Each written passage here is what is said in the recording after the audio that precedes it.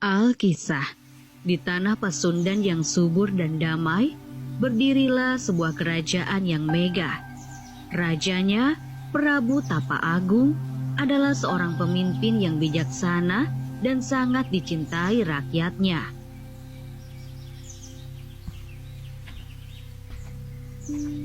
Prabu Tapa Agung memiliki 7 orang putri yang cantik jelita. Di antara ketujuh putrinya, ada 2 yang paling menonjol dan berbeda jauh sifatnya. Yang tertua bernama Purbararang dan yang termuda bernama Purbasari. Purbararang memang cantik, namun hatinya angkuh, sombong dan penuh iri dengki. Sementara yang termuda, Purbasari, adalah kebalikannya. Ia berparas ayu, berhati lembut, ramah dan sangat dikasihi oleh siapa saja yang mengenalnya, termasuk seluruh rakyat dari kerajaan. Waktu terus berjalan dan usia Prabu Tapa Agung pun semakin senja. Ia merasa sudah tiba saatnya untuk menyerahkan tahtanya kepada salah satu putrinya. Suatu hari, Prabu Tapa Agung mengumpulkan seluruh putrinya dan para punggawa kerajaan di balairung istana. Wahai rakyatku dan putri-putriku tercinta, usia telah membuatku lelah. Kini tiba saatnya aku menyerahkan tahta ini kepada salah satu di antara kalian. Aku telah merenung dan memutuskan, Purbasari, putriku yang berhati tulus, kaulah yang akan menggantikanku memimpin kerajaan ini. Mendengar keputusan sang ayah, wajah Putri Purbararang langsung memerah menahan marah. Matanya memancarkan api cemburu. Ia merasa paling berhak atas tahta itu karena ia adalah putri sulung. Ayah, apa maksudnya ini? Aku adalah putri sulung. Seharusnya aku yang berhak atas tahta, bukan Purbasari yang manja itu. Purbararang, seorang pemimpin haruslah memiliki hati yang bersih dan tulus, bukan sekedar urutan kelahiran. Purbasari memiliki semua itu. Namun, Purbararang tak peduli. Iri hati dan amarah membakar hatinya hingga ke ubun-ubun. Ia tak sudi adiknya yang ia anggap lebih rendah darinya itu menjadi ratu. Segera setelah pertemuan itu, Purbararang diam-diam menemui seorang dukun sakti yang terkenal dengan ilmu hitamnya.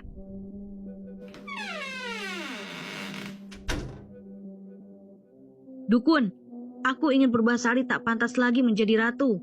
Buat dia buruk rupa dan menjijikan. Aku ingin dia menderita. Dukun itu menyeringai dan melakukan ritualnya. Tak lama kemudian, sihirnya pun bekerja. Seketika, sekujur tubuh Putri Purbasari ditumbuhi bintik-bintik hitam yang gatal dan kulitnya menjadi kasar. Bahkan wajahnya yang jelita kini tampak mengerikan. Purbararang pun berpura-pura terkejut dan jijik saat melihat Purbasari. Lihatlah Purbasari, betapa menjijikannya dirimu sekarang. Kau tak pantas menjadi ratu dengan rupa seperti itu. Kau hanya akan membawa aib bagi kerajaan ini. Kau harus diasingkan.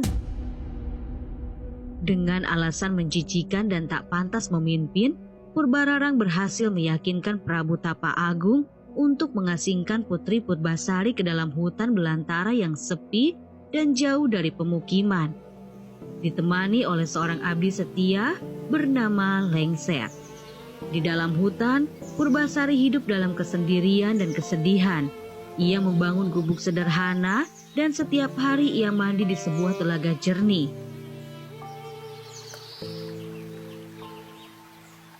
Meskipun demikian, Purbasari tak pernah mengeluh. Ia tetap sabar dan tawakal menjalani takdirnya. Ia selalu ditemani abdi setianya yang terus menghiburnya.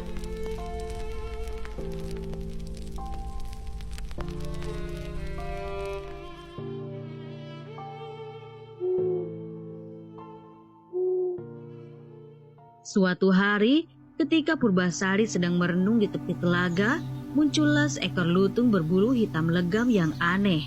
Lutung itu memiliki tatapan mata yang misterius, namun penuh kebijaksanaan.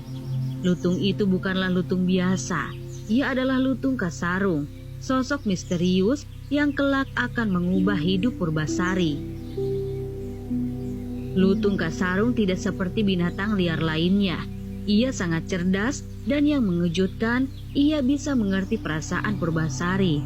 Ia tahu bagaimana menghibur sang putri. Setiap hari, Lutung Kasarung membawakan buah-buahan segar yang belum pernah Purbasari lihat.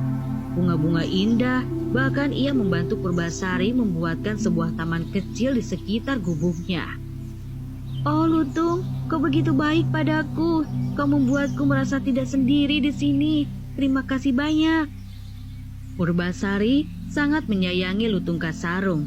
Ia memperlakukan Lutung itu layaknya seorang teman sejati, bahkan tanpa sedikit pun jijik pada wujudnya yang berbulu dan jauh dari kesan bangsawan. Kesabaran dan kebaikan hati Purbasari tak luput dari perhatian Lutung Kasarung. Ia tahu Purbasari adalah putri yang baik dan tak pantas menerima nasib buruk ini. Lutung Kasarung pun memutuskan untuk mengakhiri penderitaan Purbasari.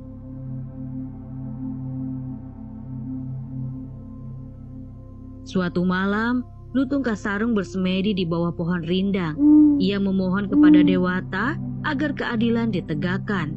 Setelah semedinya selesai, ia membawa Purbasari ke sebuah tempat yang tersembunyi.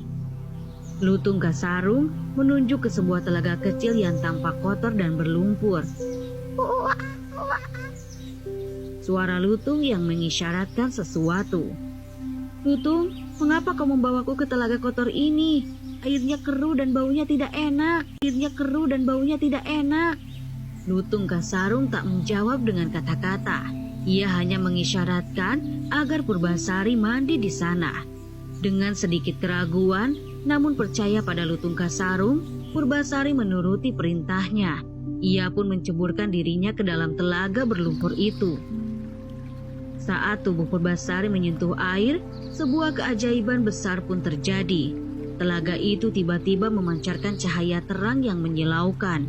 Airnya yang keruh seketika menjadi jernih dan harum semerbak. Perlahan tapi pasti, bintik-bintik hitam dan kulit kasar di tubuh Purbasari pun menghilang, berganti dengan kulit mulus dan bersih. Wajahnya yang dulu tampak mengerikan, kini kembali cantik jelita, bahkan jauh lebih bersinar dan mempesona dari sebelumnya. Purbasari terkejut dan bahagia tak terkira melihat tangannya. Aku sembuh, kulitku, wajahku. Oh Lutung, ini keajaiban. Terima kasih banyak.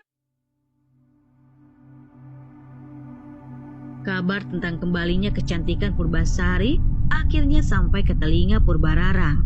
Ia sangat terkejut dan dipenuhi rasa tak percaya. Penasaran dan dipenuhi amarah, ia bersama patihnya Indrajaya segera mendatangi gubuk Purbasari di hutan.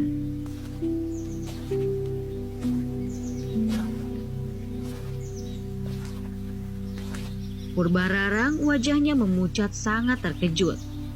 Tidak mungkin, kau sudah sembuh? Ini pasti tipuan, kau pasti menggunakan ilmu hitam. Aku tidak menggunakan apa-apa, Kakanda.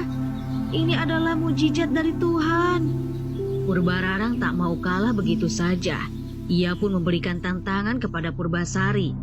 Baiklah, jika kau memang pantas jadi ratu, rambutmu harus lebih panjang dan indah dari rambutku. Purbasari hanya diam dan menunjukkan rambutnya yang panjang terurai. Ternyata rambut Purbasari jauh lebih panjang dan berkilau daripada rambut Purbararang. Masih belum menyerah, Purbararang memberikan tantangan terakhir, yang menurutnya tak mungkin bisa dipenuhi Purbasari. Hah, itu belum cukup. Tantangan terakhir, kita lihat siapa di antara kita yang memiliki tunangan paling tampan dan pantas menjadi raja. Ini tunanganku, Patih Indrajaya. Mana tunanganmu, Purbasari? Purbasari pun terdiam. Ia tak punya tunangan seorang pangeran. Ia hanya punya Lutung Kasarung. Dengan sedikit rasa sedih dan ragu, ia menunjuk Lutung Kasarung yang berdiri di dekatnya. Ini tunanganku, Kak.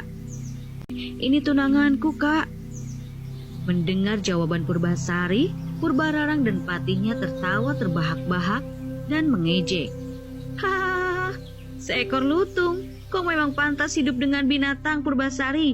Kau benar-benar sudah gila. Tawa Purbararang dan Indrajaya belum usai, ketika tiba-tiba sebuah keajaiban yang paling menakjubkan terjadi. Lutung Kasarung melompat ke hadapan semua orang. Cahaya terang yang menyilaukan menyelimuti seluruh tubuhnya, membuat semua orang memejamkan mata.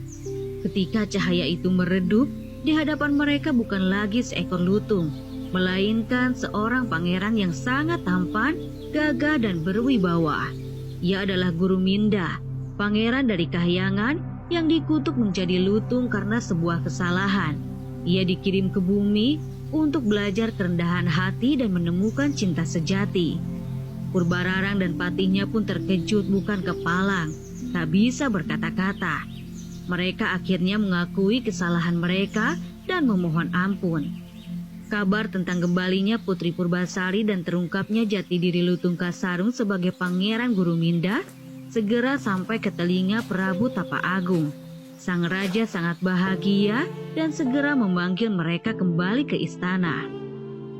Prabu Tapa Agung yang bijaksana akhirnya menyerahkan tahta kerajaan kepada Putri Purbasari dan Pangeran Guru Minda.